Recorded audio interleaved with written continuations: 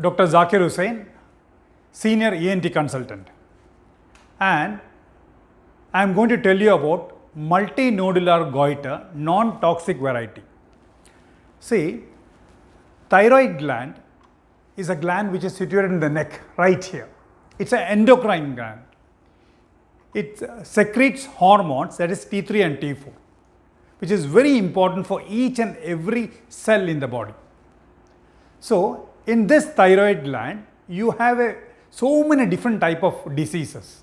In particular, I am going to tell you about multinodular goiter, the non-toxic variety. And this topic will be dealt in 4 parts, starting from part 1 to part 4. In the part 1, I am going to tell you about, I am going to give you a small introduction regarding the normal function of the thyroid gland and what happens, why some of them they develop multinodular goiter. And part 2, I will be concentrating on patient complaints, and when I examine the patient, what are the positive findings. And part 3 will be focused on investigations, and the last one, the management, and the most important being the post-operative care. I have given importance for that. So let us start. So part 1. So thyroid gland, as I have told you, is an endocrine gland, and it has got its importance and it has got its action in each and every cell in the body. So the normal function of the thyroid gland is, see, the cells in the body, they take food and from that they generate energy by the chemical reaction. So all this chemical reaction, which starts from absorption of the food up to the release of energy, this is called as the metabolism. So in food you have 5 different variety, starting from carbohydrate, proteins, fat, and to support them you have minerals and vitamins. So for the metabolism of first 3, that is carbohydrate, proteins and fat, you need normal functioning thyroid. That is one. This is the most important function. And it has got its importance in normal function of the heart and the normal function and development of the brain too, the nervous system also. Not only that, the body regulation of the temperature regulation of the body also, the hormones take part in that also. And it helps in the growth of the person also. These are the main important function of the thyroid gland. Now, let us see how this thyroid hormone they are regulated. See, normally the thyroid gland,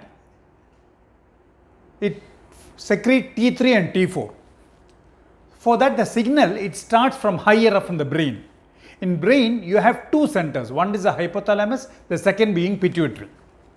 The hypothalamus secretes a hormone called thyrotropin releasing hormone, which activates the lower center in the pituitary, and thyroid stimulating hormone is secreted from the anterior part of the pituitary.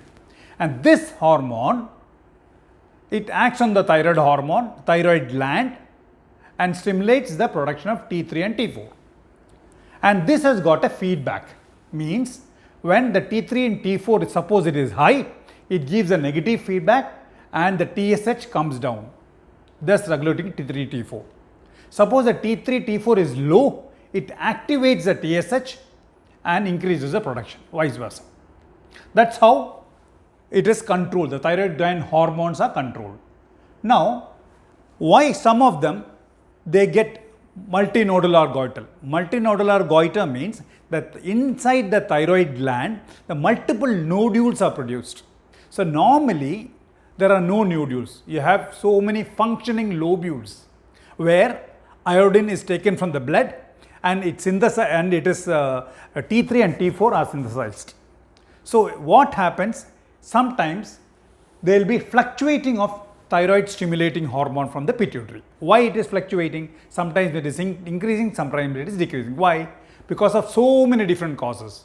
Maybe iodine deficiency, sometimes it is replaced, sometimes it is not. maybe goitrogens, sometimes it is taken, sometimes not, or maybe hereditary. I can give you so many causes for that. So because of any one of these reason, you have a fluctuating thyroid stimulating hormone. So what happened? Normal, when TSH is normal, all the lobules inside the thyroid gland is equally activated. So T3, T4 is formed uniformly. So when there is fluctuation, what happens is some lobules become active, other lobules become inactive. So again there is a fluctuation, there is decrease in TSH, then there is increase in THS. So then what happens? Those lobules which become active, they take more blood vessels, means it becomes vascular. So when it takes more blood vessels, this process of fluctuating thyroid stimulating hormone goes on. So again when it is stimulated, the vascular lobule, means the lobule which is active with more blood vessel becomes bigger and bigger in size.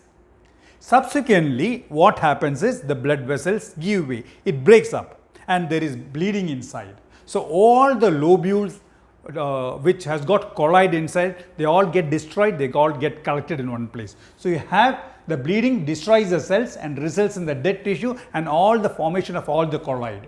So this dead tissue with surrounding cells and with the central colloid or maybe dead tissue is called as the nodule. So you have multiple, more than 2 nodules, multiple nodules in the whole of the thyroid gland. So all the other places you have the normal lobules. Here you have at different stages, you have nodules at different stages. That is, maybe here you have dead tissue, maybe you have a colloid here because of the coalescence of all the lobules. So that's how you have multiple nodules in a person. So when it becomes dead, what I mean is it doesn't form T3 and T4. That's why I'm telling you non-toxic. So suppose the same nodules is single or maybe multiple, it produces T3 and T4, then it is called toxic nodule. So this topic I am dealing with multinodular goiter, the non-toxic variety, where in this lobule there is no form, the nodules are dead tissues or maybe coalescence of all the colloid only and doesn't form T3 and T4, that is non-toxic. So in the first part I have given you a small introduction of how the thyroid gland works and why some of them they develop multinodular goiter. So please do watch the second part video where I'll tell you the common complaint of the patients and when I examine or when we ENT doctors examine what are the positive findings. Thank you so much.